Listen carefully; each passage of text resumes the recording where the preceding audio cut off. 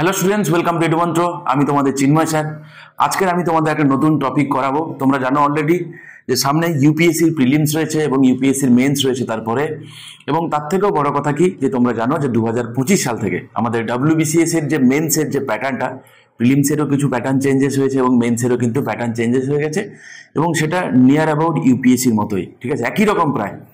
যার মধ্যে GS paper টুতে আমরা দেখতে পাবো যে সিলেবাস রয়েছে বোথ ইউপিএসসি এবং ডব্লিউবিসিএস এর মেন্সে সেম সিলেবাস।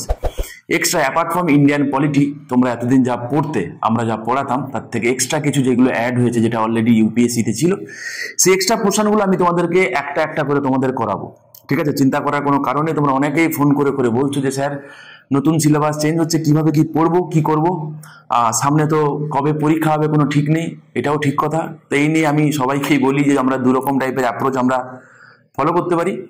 এক তো হতে পারে আমরা রাস্তায় নামি, চলো সবাই মিলে আমরা রাস্তায় নামি, নেবে আমরা প্রোটেস্ট করি যে যে এক্সামগুলো যেন দ্রুত নেওয়া হয় এবং যাবতীয় যা ডেডলক যেগুলো আছে যাতে দ্রুত কাটিয়ে সাধারণ যারা অ্যাসপিরেন্ট যারা রয়েছে তাদের যাতে একটু সুরাহা হয় সেই দিকে, এটা একটা অ্যাপ্রোচ। সেটা একটা হতে পারে। আর একটা অ্যাপ্রোচ হতে পারে, এবং যখনই রাস্তায় নামার কথা বলা হচ্ছে বেশিরভাগ অ্যাসপিরেন্ট তোমরা কেউ আসছো না, তাহলে আর একটা অ্যাপ্রোচ কি হতে পারে? একটা অ্যাপ্রোচ হতে পারে যে যবে পরীক্ষা হবে তার জন্য অপেক্ষা করে বসে থাকা এবং তার জন্য ঠিকঠাকভাবে প্রিপারেশন নেওয়া। তো দুরকমই অ্যাপ্রোচ আমরা নিতে পারি। তো যেখানেই যাও, প্রথম অ্যাপ্রোচে যাও বা সেকেন্ড অ্যাপ্রোচে যাও, দুটোতেই একটা কমন অ্যাপ্রোচ থাকে, সেটা হচ্ছে নিজেকে প্রিপেয়ার করতে হবে, নিজেকে পড়াশোনা করতে হবে। কারণ না পড়াশোনা করলে পরীক্ষা আগে হোক বা পরে হোক স্বাভাবিকভাবে তোমার আউটকাম ভালো হবে না। আর আজকের আমি তোমাদের যে টপিকটা যেটা করাচ্ছি সেটা মূলত 2025 সালের ডব্লিউবিসিএস এর মেন্সে তোমাদের কাজে লাগবে। আমরা এই অল্প অল্প করে যদি আমরা করতে থাকি তাহলে সিলেবাসটা খুব ভালোভাবে আমরা অ্যাডাপ্ট করতে পারবো। এবং তার থেকেও বড় কথা, সামনে তোমাদের ইউপিএসসির প্রিলিমস রয়েছে এবং তারপর ইউপিএসসির মেন্স রয়েছে, সেখানে কিন্তু তোমাদের কাজে লাগবে। আমি প্রত্যেকটা টপিক ধরে ধরে আমি তোমাদের ইন্টারন্যাশনাল রিলেশন করাবো।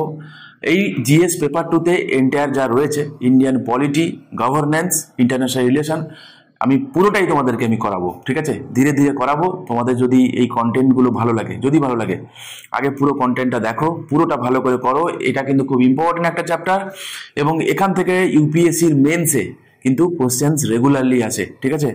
এবং তার থেকেও বড় কথা, এটা আমাদের পড়ে রাখতে হবে খুব ভালো করে। আহামরি কঠিন জিনিস নয়, খুব খুব সোজা একটা জিনিস। আমরা কানেকশান দিয়ে পড়বো ভালো করে, মুখস্থ করার তো চেষ্টা করব না, আমরা একদম প্রত্যেকটা বিষয়ে কানেক্ট করে করে পড়বো। ক্লাসটা একটু লম্বা হয়তো হবে।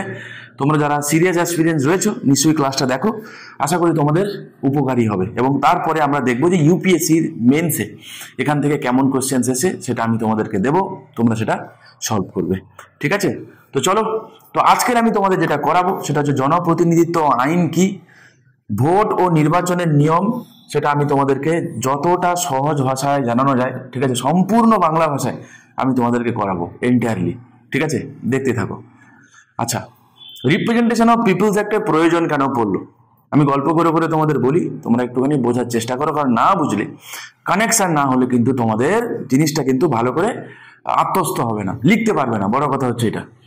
দেখো, আর্টিকেল 324-এ তোমরা জানো, পার্ট 15-এ আর্টিকেল 324-এ কি রয়েছে না, ইলেকশন কমিশন রয়েছে। ইলেকশন কমিশনের কাজ কি না, আমাদের দেশ যেহেতু একটা ডেমোক্রেটিক কান্ট্রি, রাইট, আমাদের দেশ যেহেতু একটা ডেমোক্রেটিক কান্ট্রি, ঠিক কিনা, একটা ডেমোক্রেটিক কান্ট্রি, এবং এই ডেমোক্রেসিতে ভোটটা একটা ইম্পর্টেন্ট পার্ট, তাই না?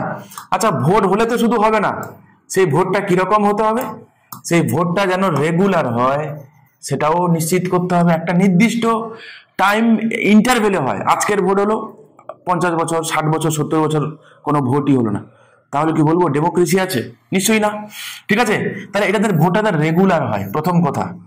দ্বিতীয় কথা, ভোট কারা দেবে সেটাও ঠিক করতে হবে।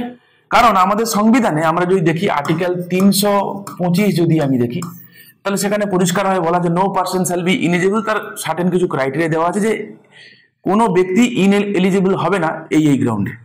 তার মানে যদি ইনএলিজিবল না থাকে তাহলে বাকি এলিজিবল কারা, যারা ইনএলিজিবল নয় তারা প্রত্যেকেই এলিজিবল। সেই ক্রাইটেরিয়া আমি সমস্ত কিছু বলবো, ঠিক আছে। তাহলে একটা কথা কি, তার রেগুলার যাতে ভোট হয়, পিরিয়ডিক যাতে ইলেকশন হয়, ফ্রি অ্যান্ড ফেয়ার ইলেকশন যাতে হয়, ঠিক কিনা, ফ্রি অ্যান্ড ফেয়ার ইলেকশন। তাহলে এইগুলো হচ্ছে কি না, আমরা দেখবো কি ডেমোক্রেসির একটা অন্যতম প্রধান ফিচার, অন্যতম প্রধান পিলার, আমি তোমাদের আগেও করিয়েছি। দেখো এখানে ইলেকশন কমিশনকে তিনখানা পাওয়ার দেওয়া হয়েছে। কি কি? ভালো করে মন দিয়ে শুনবে। একটা হচ্ছে সুপারিনটেন্ডেন্স, ঠিক আছে, একটা হচ্ছে ডিরেকশন, আর একটা হচ্ছে কন্ট্রোল, ঠিক আছে। তাহলে ইলেকশন কমিশনকে তিনখানা ক্ষমতা কি কি দেওয়া হয়েছে? একটা সুপারিনটেন্ডেন্স করা, একটা ডিরেকশন এবং কন্ট্রোল। আচ্ছা, এইটা দেখে আমরা কি বুঝতে পারছি অ্যাকচুয়ালি যে ইলেকশন কমিশনের অ্যাকচুয়ালি কাজ কি? স্বাভাবিকভাবে আমরা বুঝতে পারছি না, ঠিক আছে। এবং এইটাকে আরো ক্লিয়ার করার জন্য, ঠিক আছে, আরো ক্ল্যারিফাই করার জন্য, বিষয়টাকে আরো অনেক ইজি করার জন্য পার্লামেন্ট কি করেছে? দুটো অ্যাক্ট পাস করেছে, ঠিক আছে। কি বললাম? পার্লামেন্ট কি করেছে? দুটো অ্যাক্ট পাস করেছে। সেই দুটো অ্যাক্ট কি কি? একটা হচ্ছে রিপ্রেজেন্টেশন অফ পিপলস অ্যাক্ট 1950, আর একটা হচ্ছে রিপ্রেজেন্টেশন অফ পিপলস অ্যাক্ট 1951, ঠিক আছে। বোঝা গেল কি বললাম? তাহলে ইলেকশন কমিশনের কাজ কি হবে, কি ব্যাপার, ভোটার কারা হবে, ভোটার লিস্ট কিভাবে প্রস্তুতি কিভাবে করা হবে, কোনো একটা জায়গায় ভোট গ্রহণ কেন্দ্রে ইলেকশন রেজাল্ট ডিক্লেয়ার কে করবে, এভরিথিং, প্রত্যেক ছোট ছোট নমিনেশন ফাইল কোথায় আমরা করব, কে করতে পারে, ঠিক আছে, প্রিজাইডিং অফিসার কাকে বলে, ইচ এন্ড এভরি ছোট ছোট ভোট গ্রহণ যে হবে কিভাবে হবে, ঠিক আছে, প্রত্যেকটা জিনিস আমরা দেখবো কি যে খুঁটিনাটি বিষয় আলোচনা করার জন্য দুখানা অ্যাক্ট পার্লামেন্ট পাস করেছে। একটা হচ্ছে রিপ্রেজেন্টেশন অফ পিপলস অ্যাক্ট 1950, আর একটা হচ্ছে রিপ্রেজেন্টেশন অফ পিপলস অ্যাক্ট 1951, ঠিক আছে। তো এই দুখানা অ্যাক্ট আমাদেরকে ইন ডিটেলসে স্টাডি করতে হবে। এই কারণে ইউপিএসসির মেন্সে এখান থেকে কিন্তু কোশ্চেন্স আছে। আমাদের যদি ডিটেলসে ভালো করে আমরা পড়ে থাকি, এখান থেকে যে 10 নাম্বার কিংবা 15 নাম্বারের যে কোশ্চেন তোমাদের লিখতে দেবে, বিন্দাস পারবে, ঠিক আছে। তো প্রথমে আসো, এই যে জনপ্রতিনিধিত্ব আইন যেটা রয়েছে 1950 সালে, সেখানে মূলত কি কি নেওয়া হয়েছিল, ঠিক আছে। দেখো সেখানে মূলত আসন বন্টন ও নির্বাচনী কেন্দ্র নির্ধারণ, ঠিক আছে। তো আমাদের টোটাল যে দেশ, টোটাল যে এরিয়া রয়েছে, তো সেখানে টোটাল লোকসভার আসন সংখ্যা কত হবে, রাজ্যসভার আসন সংখ্যা কত হবে, ঠিক আছে, লোকসভার এক একটা কনস্টিটিউয়েন্সি কিভাবে নির্ধারণ করা হবে, ঠিক আছে, সেইটা। দ্বিতীয়ত কারা ভোটার, আমি তোমাদের বলেছিলাম যে সংবিধান তো বলেছে যে আর্টিকেল 326-এ যদি দেখি যে ভোটদানের অধিকারের কথা আমরা দেখব, কিন্তু ভোট দেবে কারা, ঠিক আছে, সেই রিলেটেড কোয়ালিফিকেশন কি? আর্টিকেল 325-এর কথা তোমাদেরকে বললাম আমি, no person shall be ineligible, তো বলেছে। তাহলে যারা ভোট যারা দেবে তাদের যোগ্যতা কি হবে, তাদের প্যারামিটারস কি হবে, ঠিক আছে। তারপর কি বলছে না, ভোটার তালিকা প্রস্তুতি, কোন একটা জায়গায় ভোটার কতজন রয়েছে তাদের ডিটেইলিং থাকা। কারণ আমরা জানি কি যে 1% 1 ভোট, ঠিক আছে। যদি ভোটার তালিকা না থাকে, কোনো একজন ব্যক্তি কোনো একটা কনস্টিটিউয়েন্সিতে ভোট দিল, সে গিয়ে অন্য পাশের কনস্টিটিউয়েন্সিতে গিয়ে ভোট দিয়ে এলো, যদি ভোটার তালিকা না থাকে তাহলে এই জাতীয় প্রবলেমের সম্মুখীন হতে হবে, ঠিক কিনা। যদি ভোটার তালিকা থাকে তাহলে আমি বুঝতে পারবো কি যে এই ব্যক্তি এই কনস্টিটিউয়েন্সির ভোটার নয়, বা এই বুথে ও ভোটার নয়, পরিষ্কারভাবে আমরা সেটা বলতে পারবো। তাহলে কি না, ভোটার তালিকা প্রস্তুতি এই কারণে ইম্পর্টেন্ট। তারপরে কি, রাজ্যসভার আসন পূরণের পদ্ধতি, ঠিক আছে। তাহলে এই জিনিসগুলো, এই চারখানা জিনিস কি করে, এই মূলত এই চারখানা জিনিসকে এনশিওর করে। তার জন্য যে অ্যাক্ট পাস করা হয়েছিল তার নাম হচ্ছে রিপ্রেজেন্টেশন অফ পিপলস অ্যাক্ট, ঠিক আছে, আরওপি অ্যাক্ট অফ 1950, ঠিক আছে। আর 1951 সালে আমরা দেখতে পাবো কি রিপ্রেজেন্টেশন অফ পিপলস অ্যাক্ট যখন নেওয়া হয়েছিল, সেখানে মূলত আমরা দেখতে পাবো কি যে পলিটিক্যাল পার্টিগুলোকে আমরা কিভাবে তাদেরকে রেজিস্টার করব, হ্যাঁ, নির্বাচন সংক্রান্ত খরচ, নির্বাচনী আচরণবিধি, ঠিক আছে, এই রিলেটেড জিনিসপত্র বা এই রিলেটেড প্রভিশন আলোচনা করা হয়েছে কোথায়, রিপ্রেজেন্টেশন অফ পিপলস অ্যাক্ট 1951-এ। দুটোই আমাদেরকে স্টাডি করতে হবে, খুব ভালো করে স্টাডি করতে হবে। এবং রিলেটেড যে কেস ল যেগুলো রয়েছে, ঠিক আছে, সেই কেস ল গুলোকে আমরা স্টাডি করব, কারণ ইউপিএসসির মেন্সে এখান থেকে তোমাদের কোশ্চেন্স দিয়েছে, ঠিক আছে। বোঝা গেল? ক্লিয়ার? চলো প্রথমে আসো, তাহলে এই রিপ্রেজেন্টেশন অফ পিপলস অ্যাক্ট 1950-র ইম্পর্টেন্ট কি কি ফিচার্স রয়েছে সেগুলো আমরা আলোচনা করি। প্রথমে আসো লোকসভার আসন বন্টন, ঠিক আছে। দেখো আসন বন্টন করার জন্য যেটা করা হয়েছে, পুরো এন্টায়ার দেশ তো আমাদের, তারপরে কি রাজ্য রয়েছে একটা, এই প্রত্যেকটা রাজ্যে আমরা কি করেছি না, ডিলিমিটেশন কমিশন, ভালো করে মন দিয়ে শুনবে, ডিলিমিটেশন কমিশন কি করেছে না, এই ডিলিমিটেশন কমিশনের কাজ হচ্ছে কি না, ও কনস্টিটিউয়েন্সির যে বাউন্ডারি ঠিক করবে। কে করবে? Delimitation commission. কে বানাবে? মাথায় রাখবে ডিলিমিটেশন কমিশন বানাবে পার্লামেন্ট, ঠিক আছে, পার্লামেন্ট বানাবে প্রত্যেক সেন্সাসের পরে, ঠিক আছে, বোঝা গেল। তা ডিলিমিটেশন কমিশন কে বানাবে না, ডিলিমিটেশন কমিশন বানাবে পার্লামেন্ট প্রত্যেক সেন্সাসের পরে। ওকে, আমরা দেখবো এই রিলেটেড প্রভিশন আছে, আমি পরে আসছি। তাহলে কিনা এই এক একটাকে আমরা কি বলি, এগুলোকে আমরা বলি পার্লামেন্টারি কনস্টিটিউয়েন্সি। কি বলি আমরা, পার্লামেন্টারি কনস্টিটিউয়েন্সি বলি অ্যাকর্ডিং টু পপুলেশন, ঠিক আছে। যেখানে পপুলেশন বেশি তো সেখানে আমরা দেখতে পাবো কি যে সেখানে পার্লামেন্টারি কনস্টিটিউয়েন্সি সংখ্যা বেশি, যেখানে পপুলেশনের সংখ্যা কম সেখানে পার্লামেন্টারি কনস্টিটিউয়েন্সির সংখ্যাটাও আমরা দেখবো কি না কম, ঠিক আছে। এবারে একটা কথা বলি যে পুরো এন্টায়ার দেশে কোনো একটা রাজ্যে ঠিক হলো যে এই রাজ্য থেকে টোটাল এত নাম্বার অফ লোকসভা আসন থাকবে। ধরে নাও আমি আমাদের ওয়েস্ট বেঙ্গলের কথা বলছি যে 42টা লোকসভার সিট রয়েছে, ঠিক আছে, ডিলিমিটেশন কমিশন এগুলো ঠিক করেছে। বলার কথা হচ্ছে যেটা যে এই 42টার মধ্যে বলে দেওয়া হবে, ঠিক আছে, যে এখানে যদি কোনো সিট এসসি কিংবা এসটির জন্য রিজার্ভ করা থাকে, মন দিয়ে শুনবে, যদি কোনো সিট এসসি কিংবা এসটির জন্য রিজার্ভ করা থাকে তাহলে ওই পার্টিকুলার সিটে কিন্তু কোনো জেনারেল ক্যান্ডিডেট লড়তে পারবে না। এটা খুব কমন একটা জিনিস, ঠিক আছে। সেখানে ওই পার্টিকুলার কনস্টিটিউয়েন্সি থেকে কোনো এসসি ক্যান্ডিডেটকে বা ক্যান্ডিডেটদেরকেই দাঁড়াতে হবে, বা এসটি ক্যান্ডিডেট কিংবা ক্যান্ডিডেটদেরকে দাঁড়াতে হবে in case of ST constituency, ঠিক আছে, ক্লিয়ার, বোঝা গেল। কিন্তু একজন এসসি কিংবা এসটি ক্যান্ডিডেট তিনি কিন্তু একটা জেনারেল কনস্টিটিউয়েন্সিতে কিন্তু তিনি দাঁড়াতেই পারেন, ঠিক আছে, বোঝা গেল কি বোঝা গেল না। তাহলে কি বলেছে রিপ্রেজেন্টেশন অফ পিপলস অ্যাক্ট 1950 তাহলে প্রথম কথা কি বলা হয়েছে না লোকসভার আসন বন্টন করা হয়েছে, ঠিক আছে।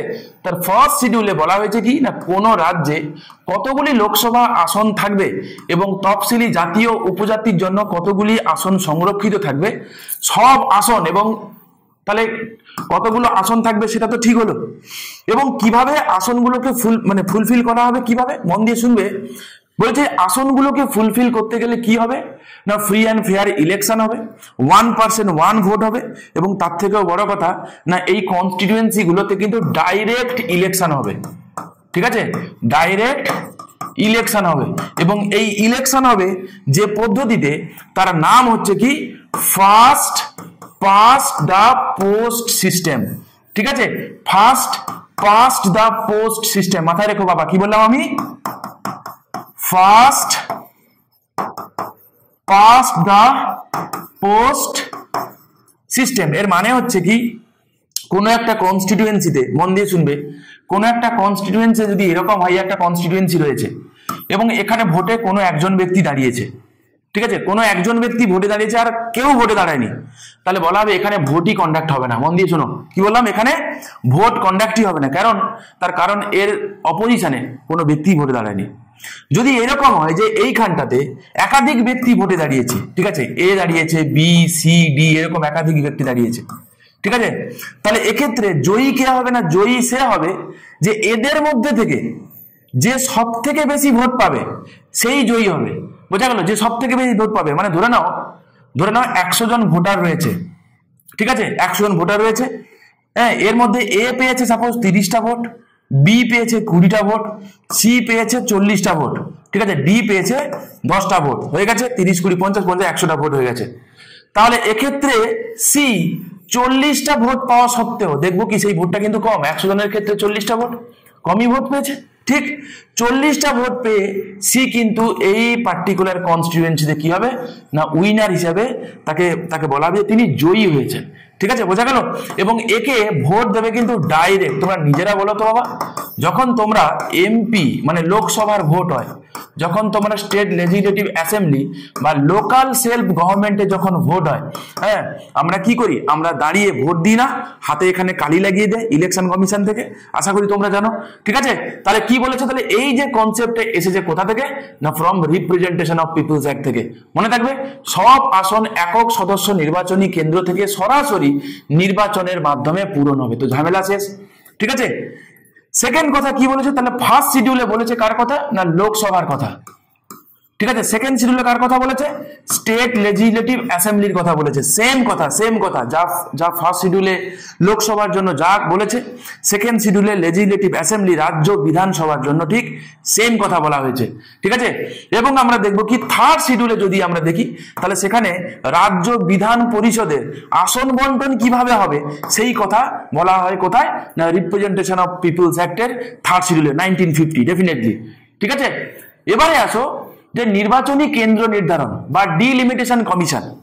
ওকে, আমি তোমাদের বললাম, তোমরা অলরেডি জানো যে রিসেন্টলি আমাদের ডিলিমিটেশন কমিশনের কথা কিন্তু চলছে, রিসেন্টলি চলছে। যেহেতু চলছে সেহেতু সামনের ইউপিএসসি তোমাদের প্রিলিমস এবং মেন্স দুটোর জন্য কিন্তু ডেফিনেটলি ইম্পর্টেন্ট, কোনো ডাউট নেই এতে। ঠিক আছে। দেখো তোমরা ওয়ান নেশন ওয়ান ভোট সম্পর্কে পড়ে গেছিলে। 2024 সালে ইউপিএসসি মেন্সে কিন্তু ওয়ান নেশন ওয়ান ভোট নিয়ে তোমাদের লিখতে দিয়েছিল। ঠিক আছে, আশা করি তোমরা জানো। ওকে, তো যেহেতু ডিলিমিটেশন কমিশন আমাদের 2026 সালে, এই আগের বছর ডিলিমিটেশন কমিশনের কিন্তু টেনিওর শেষ হচ্ছে। কারণ আমরা 2002 সালে আমরা ঠিক করেছিলাম যে 2026 সাল পর্যন্ত আমরা ডিলিমিটেশন যেমন আছে তেমনি রাখবো, আনচেঞ্জ থাকবে। তাহলে 2026-এর পরে সেটা চেঞ্জ করব নাকি করব না, তার জন্য কিছু না কিছু প্রসিজার করা উচিত এবং ডেফিনেটলি হবে, কোনো চিন্তা নেই।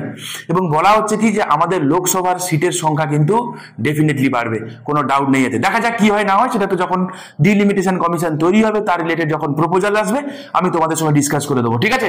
তো চলো এখন ডিলিমিটেশন কমিশন সম্পর্কে বলি।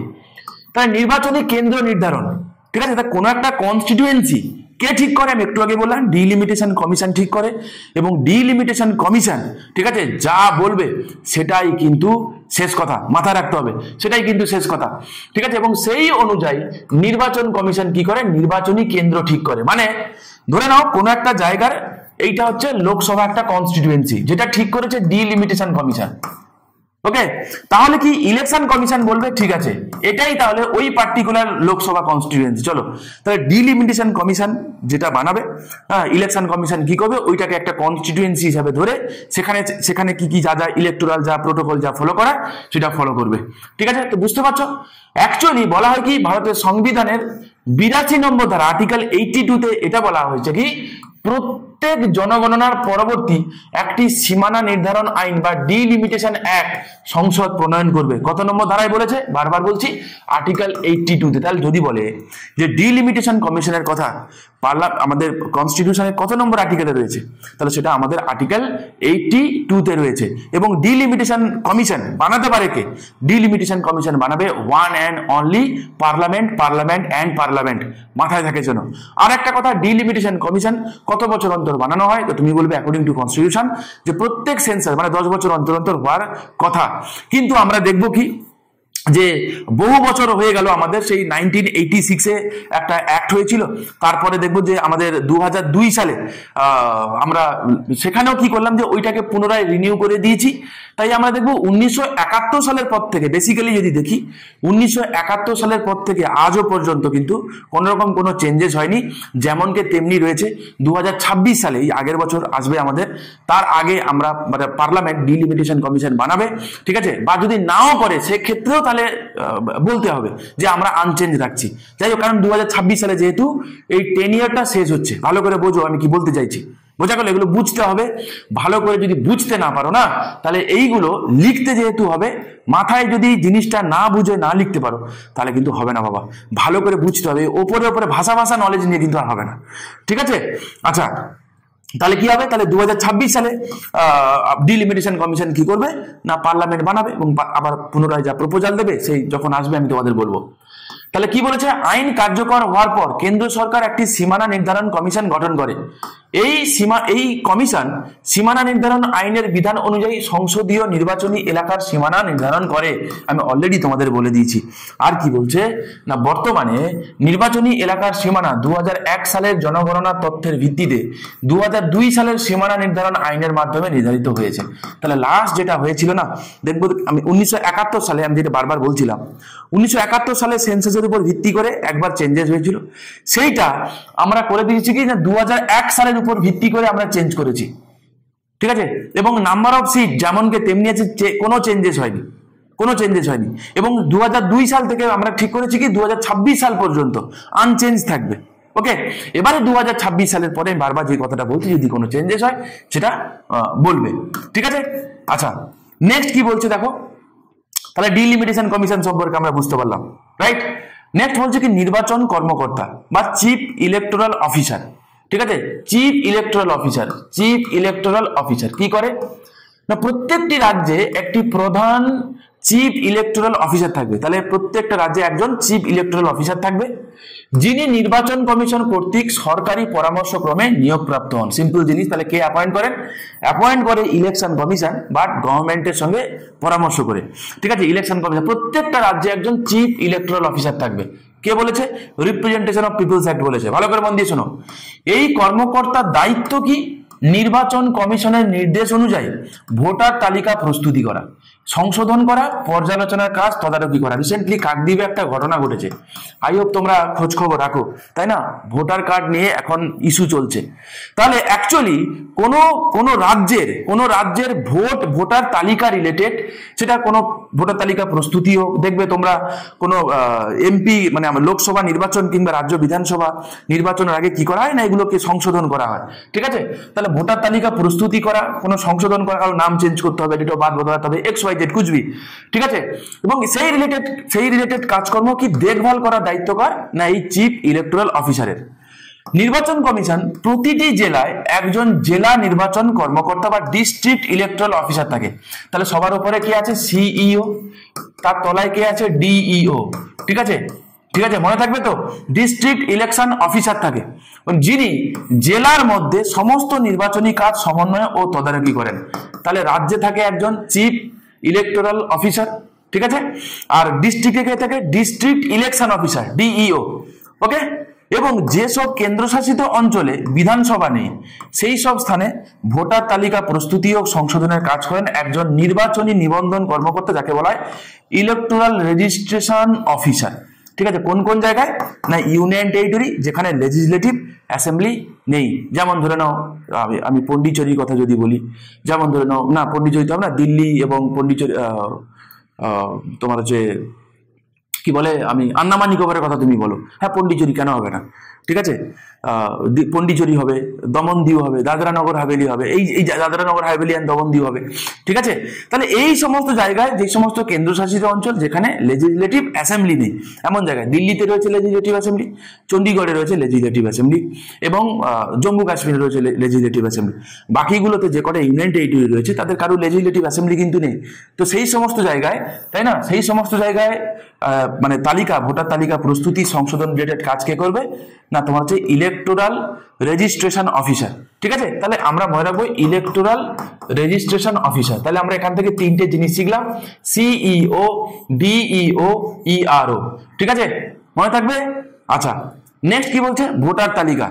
তাহলে এ তো গেল হচ্ছে আমরা বানালাম, কিন্তু কি বলে 1% 1 ভোট, ঠিক আছে, বা জাতি ধর্ম বর্ণ নির্বিশেষে সবাই ঠিকঠাক করে ভোট দিতে পারছে কিনা, ডিটেলিং তো চাই। কি করে বুঝবো কোন একজন ব্যক্তি মোর দ্যান ওয়ান ভোট দেয়নি? তো কি করে বুঝবো? তার জন্য চাই ভোটার তালিকা, যে ওই পার্টিকুলার কনস্টিটিউয়েন্সিতে নাম্বার অফ ভোটার কত, তবে না আমি বুঝতে পারবো ভোট কজন দিয়েছে কজন দেয়নি কি ব্যাপার। তাহলে তার জন্য যেটা করতে হবে কি না, ভোটার তালিকা প্রস্তুত করতে হবে। তাহলে এই যে ইলেকটোরাল রোলস, যেটা এই ইলেকটোরাল রোলস এর কনসেপ্টটা মানে আমরা দেখতে পাবো কি রিপ্রেজেন্টেশন অফ পিপলস অ্যাক্ট থেকে কিন্তু এসেছে। Representation of people's act definitely 1950, এখন 1950-এর কথা বলছি, 1951-তে এখন আমি যাইনি, ঠিক আছে। প্রতিটি বিধানসভা কেন্দ্রের জন্য একটি ভোটার তালিকা নির্বাচন কমিশনের তত্ত্বাবধানে প্রস্তুত করা হয়। এই সমস্ত বিধানসভা কেন্দ্রের তালিকাগুলি একত্রিত করে সংশ্লিষ্ট লোকসভা কেন্দ্রের ভোটার তালিকা ঠিক করা হয়। ভালো করে মন দিয়ে শোনো। ধরে নাও কোনো একটা জায়গায়, এই একটা জায়গা রয়েছে, ঠিক আছে, এখানে এতগুলো বিধানসভা কনস্টিটিউয়েন্সি রয়েছে, এই পুরোটা একটা লোকসভা কনস্টিটিউয়েন্সি, তর্কের খাতিরে ধরে নিলাম। এখানে এ একটা লেজিসলেটিভ মানে বিধানসভা কেন্দ্র রয়েছে, ঠিক আছে, এ, বি, সি, ডি, ই এবং এফ, ঠিক আছে। এই টোটাল 5খানা বিধানসভা কেন্দ্র রয়েছে ধরে নাও, ঠিক আছে, যদিও আরো বেশি হবে, তর্কের খাতিরে ধরে, আমি উদাহরণটাকে বোঝানোর জন্য বলছি। তো বলা হচ্ছে কি যে এই প্রত্যেকটা বিধানসভায়, ঠিক আছে, কি করা হবে? ইলেকটোরাল রোল করা হবে আগে, ওকে। মানে ইলেকটোরাল রোল বলতে কি, যেটাকে আমরা বলছি কি ভোটার তালিকা, ওকে। এই ভোটার তালিকা প্রত্যেকটা বিধানসভা ধরে ধরে করা হবে, তারপরে এই সবকটা বিধানসভার ভোটার তালিকাকে এক করে তবে আমরা কি করব না ওই জায়গায় লোকসভার ভোটার তালিকা ঠিক হবে স্বাভাবিকভাবে। তাই তো হয়, বোঝা গেল কি বললাম। জেনারেলি দেখা যায় যে কি জেনারেলি হয় কি যে 7টা করে মানে তোমার হচ্ছে বিধানসভা, ঠিক আছে, একটা লোকসভা কনস্টিটিউয়েন্সি সমান, ঠিক আছে। আচ্ছা, এবার কি যে ব্যক্তি ভারতীয় নাগরিক নন, উপযুক্ত আদালতের দ্বারা মানসিক ভারসাম্যহীন, ভালো করে মন দিয়ে শুনবে, তাহলে কথা হচ্ছে যে ওখানে বলেছে কি যে no person shall be ineligible. তাহলে কথাটা হচ্ছে ইনএলিজিবল যদি না হয় তাহলে এলিজিবল কিসে না ভোট দানের ক্ষেত্রে। কি করে বুঝবো না সেটাই বলে, যদি কোনো ব্যক্তি ভারতীয় নাগরিক না হন তাহলে কি সে ভোট দিতে পারবে? উত্তর হচ্ছে ডেফিনেটলি না, কোনো পসিবিলিটি নেই, তাই না? যদি সেটা হতো তাহলে ভোটের আগে আমাদের দেশের হালাত খুব খারাপ হয়ে যেত, ঠিক আছে। তারপরে কি বলছে না আদালত দ্বারা, ঠিক আছে, কোনো একজন ব্যক্তিকে মানসিক ভারসাম্যহীন বলে ঘোষণা করা হয়, তার মানে মানসিক ভারসাম্যহীন ব্যক্তি সে কিন্তু ইনএলিজিবল, ভোট দিতে পারবে না, কখনো কখনো পরীক্ষায় আসে। আর কি, অথবা কোনো আইনের অধীনে ভোটাধিকার থেকে অযোগ্য ঘোষিত করা হয়েছে, ঠিক আছে, তাহলে তারা কিন্তু ভোটার তালিকা থেকে কি হবে অযোগ্য বলে বিবেচিত হবে। তা যদি ভোটার তালিকা থেকেই অযোগ্য বলে বিবেচিত হয় তো স্বাভাবিকভাবে তারা ভোট দিতে পারবে না, কোনো পসিবিলিটি। তাহলে কি কি শিখলাম আমরা? একটা হচ্ছে কি যে আনসাউন্ড মাইন্ড, ঠিক আছে, মানসিক ভারসাম্যহীন, প্লাস ভারতের নাগরিক নন, ভারতের নাগরিক না হলে ভোট তো দিতেই পারবে না, স্বাভাবিক জিনিস, তাই না? আর একটা কি বলেছে না যদি কোনো আইনে যদি কোনো ব্যক্তিকে, সেটা আমরা দেখতে পাবো আছে প্রভিশন আছে, কেউ কোরাপ্ট প্র্যাকটিসেস করেছে, ঠিক আছে, বা কেউ রিপ্রেজেন্টেশন অফ পিপলস অ্যাক্টে আরো একাধিক প্রভিশন রয়েছে, আমরা যখন 1951 পড়বো বুঝতে পারবো সেখানে একাধিক প্রভিশন রয়েছে যেটা এইটাকে আরো ভালোভাবে ডিফাইন করে, ঠিক আছে। তো সেগুলো যদি করা হয় তাহলে দেখতে পাবো কি যে একজন ব্যক্তি সে ইনএলিজিবল, সে ভোট দিতে পারবে না, ঠিক আছে। চলো এবারে বলছে কি একজন ব্যক্তি শুধুমাত্র একটি ভোটার তালিকায় নাম নিবন্ধন করতে পারেন এবং শুধুমাত্র একবারই তা করতে পারেন। স্বাভাবিকভাবে আমরা দেখতে পারি কি যে কোনো একজন ব্যক্তি কোনো একটা জায়গায়, যে কোনো ভারতবর্ষে যে কোনো কনস্টিটিউয়েন্সিতে গিয়ে সে কিন্তু নিজের নাম এনরোল করতে পারে প্রপার নথিপত্র যা লাগে সেগুলো দেখিয়ে, ঠিক আছে। এবং একজন ব্যক্তি কোনো একটা মানে কি ধরে নাও একজন ব্যক্তি তিনি হয়তো পশ্চিমবঙ্গের বাসিন্দা, তিনি কর্মসূত্রে দিল্লিতে থাকেন। এবার দিল্লিতে গিয়ে তিনি যদি ওখানকার যদি কোনো একটা কনস্টিটিউয়েন্সিতে তিনি যদি রেজিস্টার করান নিজের নাম ভোটার তালিকায়, তাহলে তাকে কিন্তু পশ্চিমবঙ্গে তিনি যে কনস্টিটিউয়েন্সি থেকে বিলং করতেন সেখান থেকে তাকে নাম কাটাতে হবে। একজন ব্যক্তি দুটো জায়গায় ভোট দেবে এমন কিন্তু হবে না। এবং তোমরা জানো অলরেডি এই রিলেটেড অনেক কারচুপি সামনে আসার জন্য সেন্ট্রাল আমাদের গভর্নমেন্ট কি করছে, সরকার কি করছে না তারা চাইছে যে এই ইলেকটোরাল যে রোল যেটা চলছে না, বা বলে রাখা ভালো এপিকের সাথে, তাই না, যে আইডেন্টি কার্ড যেটা রয়েছে বা ভোটার যে এনরোলমেন্ট আইডি আছে তার সঙ্গে আধার কার্ডকে কিন্তু কি যোগ করার কথা চলছে। এবং সেটা যদি অ্যাপ্লাই হয়ে যায় তাহলে আমরা বুঝতে পারবো কি যে ভুয়ো ভোটার কারা রয়েছে, কি ব্যাপার। এবং যদি কোনো ব্যক্তি একাধিক জায়গায় নাম থাকে তাদেরকে আমরা আইডেন্টিফাই করতে পারবো, ঠিক আছে। তো এই রিসেন্ট চেঞ্জেস গুলো হচ্ছে, ঠিক আছে, যা হবে ফাইনালি আউটকাম আমি তোমাদের সঙ্গে আলোচনা করতে থাকবো, তোমরা কিন্তু জুড়ে থাকো, ঠিক আছে। দেখো এডুমন্ত্র ইউটিউব চ্যানেলে বা এই প্ল্যাটফর্মে আমরা কখনো এইটা চাই না যে তোমাদের সময় নষ্ট হোক, কোনো রকম কোনো কিছু দিয়ে তোমাদের একটা হয় না টাইম নষ্ট করার আমরা কখনো ভাবি না। আমরা চেষ্টা করি তোমাদেরকে কোয়ালিটি এডুকেশন, কোয়ালিটি টিচিং তোমাদেরকে প্রোভাইড করার জন্য। এবং রিসেন্টলি যে চেঞ্জেস যেটা আসছে সেখানে তোমাদের যাতে কোনো রকম কোনো অসুবিধা না হয়, আমরা কিন্তু রেগুলার অনেক ভালো কন্টেন্ট তোমাদেরকে আমরা দেবো, তোমরা খালি ফলো করো। তোমাদের মতামত কিন্তু অবশ্যই নিচে কমেন্ট সেকশনে তোমরা জানিও। আর আমাদের সম্পর্কে ডিটেলসে বা তোমাদের কোনো কোর্স সম্পর্কে ইনকোয়ারি করতে গেলে নিচে ডেসক্রিপশন বক্সে তার নম্বর রয়েছে, তোমরা ফোন করতে পারো। আমাদের 2025-এর জন্য কিন্তু নতুন ব্যাচ শুরু হয়েছে এবং তার এনরোল কিন্তু অলরেডি চলছে, তোমাদের যদি কারোর মনে হয় ফোন করতে পারো। আচ্ছা, যে কেউ 18 বছর বয়স পূর্ণ করেছেন এমন সংশ্লিষ্ট কেন্দ্রের একজন সাধারণ বাসিন্দা, যাকে আমরা অর্ডিনারি রেসিডেন্ট বলি, তিনি কিন্তু কি বলছে না ভোটার তালিকায় নাম অন্তর্ভুক্ত করার জন্য কিন্তু যোগ্য। ইনিশিয়ালি এটা 21 বছর ছিল, তোমরা জানো। পরবর্তীকালে through 61st constitution amendment act of 1989 কি করেছে যে ভোটদানের যে বয়সটা 21 থেকে কমিয়ে 18 করা হয়েছে। তাই এখন দেখতে গেলে কোনো একজন ব্যক্তি irrespective of religion, race, caste, sex, কোনো কিছু সমস্ত কিছুর ঊর্ধ্বে যার 18 বছর বয়স হয়ে গেছে সে চাইলে কি করতে পারে, এবং যে একজন অর্ডিনারি রেসিডেন্ট ওই এলাকায় বসবাস করে তো তিনি কিন্তু কি করতে পারে না তিনি না ইলেকটোরাল রোলে নিজেকে এনরোল করাতে পারেন। মাথায় রাখো 25শে জানুয়ারি দিনটাকে কি বলা হয়, 25 জানুয়ারিকে বলা হয় ন্যাশনাল ভোটার্স ডে। ঠিক আছে, মনে রাখো, পরে এর সম্পর্কে একটা গল্প বলবো তোমাদেরকে। ওকে, এবারে কি বলছে দেখো, কি বলছে, যে কোনো ব্যক্তি যিনি ভারতের বাইরে বসবাস করেন কিন্তু অন্য কোনো দেশের নাগরিকত্ব গ্রহণ করেননি এবং কর্মসংস্থান, শিক্ষা বা অন্য কোনো কারণে ভারতে না থাকলেও তিনি ভোটার তালিকায় নাম অন্তর্ভুক্ত করতে পারেন। কে দিয়েছে এটা? Representation of people's act 1950। কোনো ব্যক্তি তিনি অন্য কোনো দেশে বসবাস, এনআরআই যাকে বলে, কিন্তু ওই দেশে তিনি নাগরিকত্ব নেননি। কারণ ইন্ডিয়াতে সিঙ্গেল সিটিজেনশিপ আছে, তোমরা এগুলো জানো। দেখো, সমস্ত কিছু প্রভিশন না কনস্টিটিউশন থেকে কিন্তু ডিরাইভ করা হয়েছে। দেখো আর্টিকেল 9 কি বলে, আর্টিকেল 9 এটা বলে যে কোনো একজন ব্যক্তি যদি অন্য দেশে সিটিজেনশিপ নিয়ে নেয় তাহলে সে আর আমাদের দেশের নাগরিক থাকবে না, যেটাকে আমরা সিঙ্গেল সিটিজেনশিপ বলি। আমরা সিঙ্গেল সিটিজেনশিপে মানে বিশ্বাস করি। ঠিক আছে, তাহলে আমরা মনে রাখবো এগুলো। তাহলে কি, তাহলে এই সমস্ত প্রভিশন কোথা থেকে এসছে? From representation of people's act 1950 থেকে এসছে। ঠিক আছে, এবারে হয়েছে কি যে representation of people's act initially 1950 সালে তার যে প্রভিশন ছিল সেভারাল টাইমে সেগুলো বদলেছে। মেজর চেঞ্জেস যেটা হয়েছে, মানে যেটা তোমাদেরকে বলছি সেটা মাথায় রাখবে। সাম্প্রতিক যেটা দেখবো 2010 সালে হয়েছে, যার মাধ্যমে এই যে একটু আগে তোমাদেরকে বললাম না, ভারতের বাইরে বসবাসকারী কোনো ব্যক্তি সেও কিন্তু ভোট দিতে পারে। ঠিক আছে, এবং সেইটা কিন্তু করেছে কে, সেটাই কিন্তু অ্যাড হয়েছে 2010 সালে। ঠিক আছে, আচ্ছা, এবারে কি না, এই রিপ্রেজেন্টেশন অফ পিপলস অ্যাক্টের কিছু সমালোচনা আছে, পজিটিভ সমালোচনা। যেমন ধরো আমরা দেখতে পাবো কি যে এখানে অর্ডিনারি রেসিডেন্ট যারা আছে তারা তো রয়েছে, এই অর্ডিনারি রেসিডেন্টের আন্ডারে কারা পড়ে জানো তো? প্রত্যেকে আসে, প্রত্যেকে ইন দা সেন্স প্রত্যেকে। যেমন ধরো কোনো ব্যক্তি তিনি সশস্ত্র বাহিনীতে তিনি চাকরি করেন, রাজ্যের কোনো পুলিশ ফোর্সে, কোনো আর্মড ফোর্সে তিনি চাকরি করেন, ঠিক আছে, বা অন্য কোনো রাজ্যে তিনি কর্মরত, তারাও, বা কোনো কেন্দ্রীয় সরকার কর্তৃক বিদেশে নিয়োজিত কোনো কর্মচারী, এরা প্রত্যেকে কিন্তু কি হয় না, অর্ডিনারি রেসিডেন্ট হিসেবে এদেরকে ধরা হয়। মানে এদের যারা ওয়াইফ আছে তাদের প্রত্যেককে, এদের ওয়াইফদেরকে, সরি মানে এদেরকে নয়, এদের ওয়াইফদেরকে কি করা হয়, অর্ডিনারি রেসিডেন্ট হিসেবে ধরা হয়। ঠিক আছে, একটা সময় এই ওয়াইফ কথাটা ছিল। পরবর্তীকালে আমরা দেখতে পাবো কি, মানে এদেরকে বেসিক্যালি বলা হয় সার্ভিস কোয়ালিফিকেশন। ঠিক আছে, সার্ভিস কোয়ালিফিকেশন বলা হয়। পরবর্তীকালে এই ওয়াইফ শব্দটিকে তুলে দিয়ে তার জায়গায় স্পাউস কথাটাকে অ্যাড করা হয়। ঠিক আছে, স্পাউস মানে হতে পারে উল্টোটা, এতদিন ধরে ওয়াইফরা পেত, এখন উল্টোটা, মানে যদি মহিলারা কাজ করে তো তার স্বামীরাও পাবে। ঠিক আছে, বা স্বামীরা যদি কাজ করে তো তার ওয়াইফরাও কিন্তু পাবে। ঠিক আছে, তো এইটা কিন্তু অ্যাড করা হয়েছে, মাথায় রাখবে। আর একটা কথা কি বলেছে না, supreme court right to vote কে কি বলেছে, বলছে এটাও একটা কিন্তু ফান্ডামেন্টাল রাইটের একটা এক্সটেনশন। মাইন্ড ইট, কে বলেছে? সুপ্রিম কোর্ট বলেছে, সংবিধান বলেনি। হ্যাঁ, কি বলেছে যে রাইট টু ভোট এটাও একটা কিন্তু ফান্ডামেন্টাল রাইটেরই এক্সটেনশন। তার কারণ হচ্ছে এটা দিয়ে আমরা কি করি না, freedom of speech and expression আছে না, freedom of speech and expression article 19-এ। তো এটা দিয়ে অ্যাকচুয়ালি কি করে না, তার মতের কিন্তু প্রকাশ করে। তাই কি না, এটা কিন্তু একটা ফান্ডামেন্টাল রাইটেরই কিন্তু একটা এক্সটেনশন। ঠিক আছে, তাহলে আমরা এগুলো মাথায় রাখবো আশা করি।